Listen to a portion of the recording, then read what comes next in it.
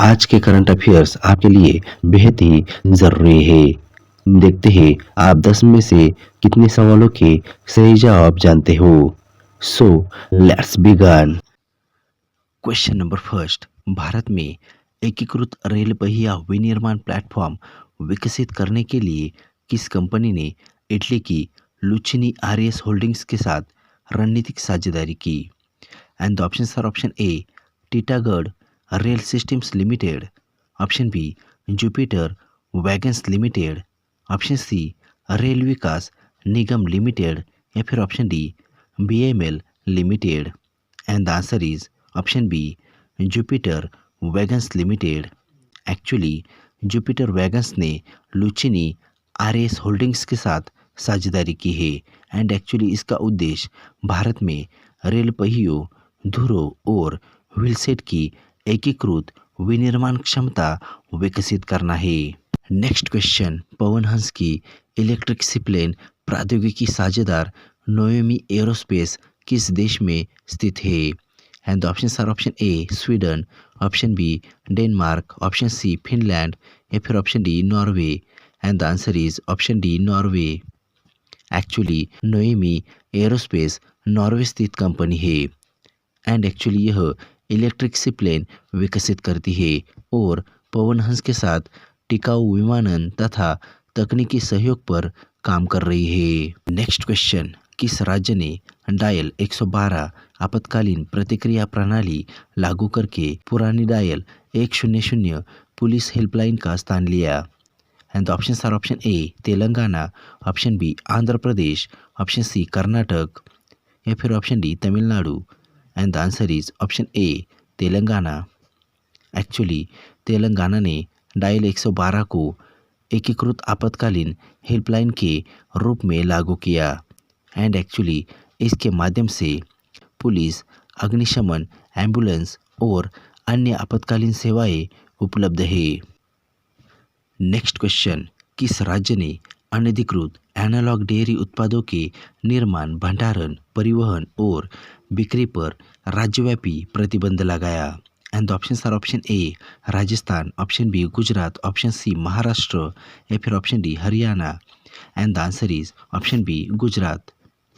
Actually Gujarat ने अनधिकृत analogue dairy उत्पादों पर प्रतिबंध लगाया। एक्चुअली इसका उद्देश्य खाद्य सुरक्षा सुनिश्चित करना, उपभोक्ताओं को भ्रमित होने से बचाना और वास्तविक डेयरी उत्पादों की रक्षा करना है। Next question. किस राज्य मंत्रिमंडल ने पीपीपी मॉडल के तहत 16 मेडिकल और डेंटल कॉलेजों के संचालन को मंजूरी दी? And the options are option A Bihar, option B Jharkhand, option C Odisha या फिर option D Uttar Pradesh.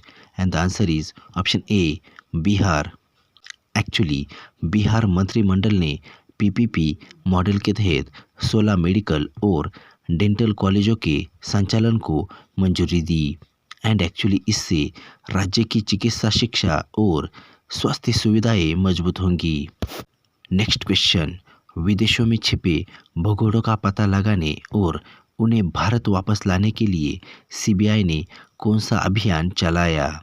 And the options are option A operation Garud, option B operation Sankalp, option C operation Trishul या फिर option D operation Prahar. And the answer is option C operation Trishul. Actually CBI का operation Trishul विदेशों में छिपे भगोड़ों का पता लगाने और उन्हें प्रत्यर्पित या निर्वासित कर भारत लाने के लिए इंटरपोल सहित अंतर्राष्ट्रीय सहयोग पर आधारित है। Next question. भारत में राष्ट्रीय हथकरघा दिवस प्रतिवर्ष किस तिथि को मनाया जाता है? And the options are option A 7 अगस्त, ऑप्शन बी 15 अगस्त, ऑप्शन सी 28 जुलाई या फिर ऑप्शन डी 5 सितंबर।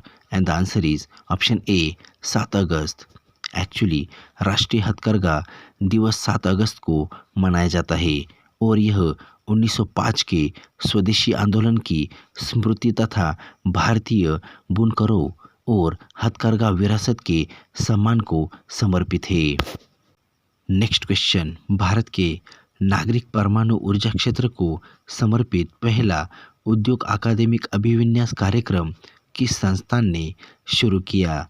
And the options are option A IIT Bombay, option B IIT Madras, option C IIT Kanpur या फिर option D IIT Hyderabad. And the answer is option D IIT Hyderabad.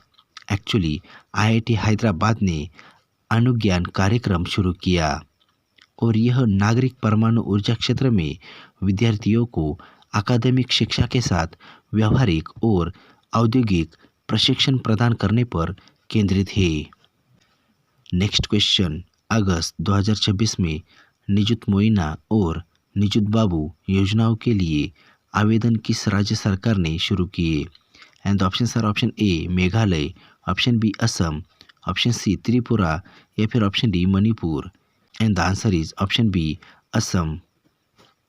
Actually Assam सरकार ने अगस्त 2026 में दोनों छात्र कल्याण योजनाओं के लिए आवेदन शुरू किए और इनका उद्देश्य विद्यार्थियों को वित्तीय सहायता देकर उच्च शिक्षा जारी रखने के लिए प्रोत्साहित करना है। नेक्स्ट क्वेश्चन, 2026 में एयर इंडिया के नए सीईओ और प्रबंध निदेशक के रूप में किसे नियुक्त किया गया? And the options are option A Campbell Wilson, option B N Chandrasekaran, option C Tewolde Gebre Mariam या फिर option D Rajeev Bansal. And the answer is option C Tewolde Gebre Mariam. Actually 5 अगस्त 2026 को एयर इंडिया ने इथियोपियन एयरलाइंस के पूर्व प्रमुख टेओल्डे Gebre मारियम को नया सीईओ और प्रबंध निदेशक नियुक्त किया। एंड एक्चुअली उन्होंने कैम्बेल विल्सन का स्थान लिया। और इसी तरह के सभी इम्पोर्टेंट करंट अफेयर्स को सबसे पहले देखने के लिए लाइक, शेयर और सब्सक्राइब करना ना भूले। So that thanks for joining me. Bye bye.